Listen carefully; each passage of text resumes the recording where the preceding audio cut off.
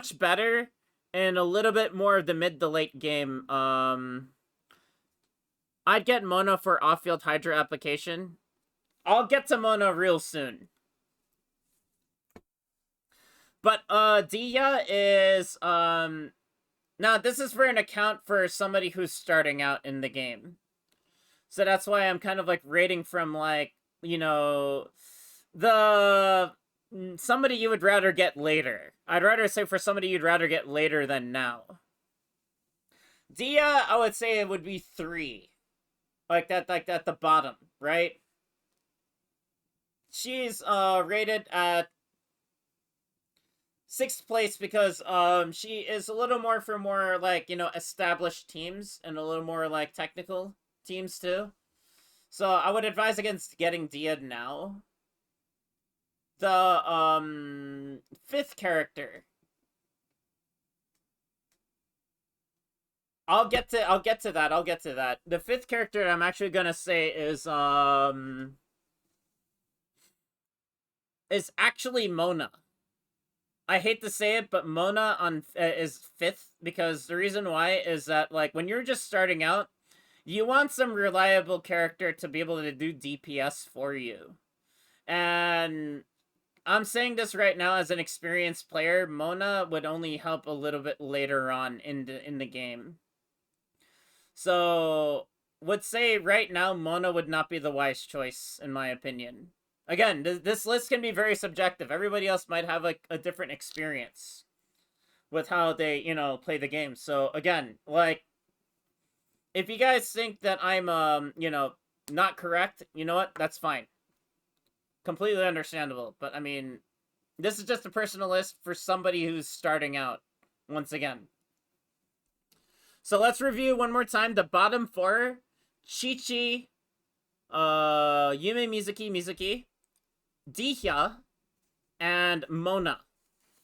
Now here are my top 4 choices, starting with 4th place. Okay.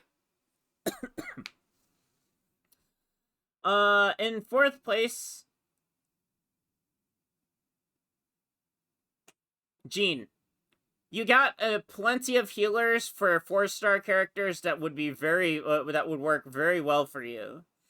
Jean can later on become a DPS once you have once you have like a little more of an established account. I'm not rating her any lower because she's actually she can still be utilized to a degree. So that's why she is considered 4th place in this list. In 3rd place,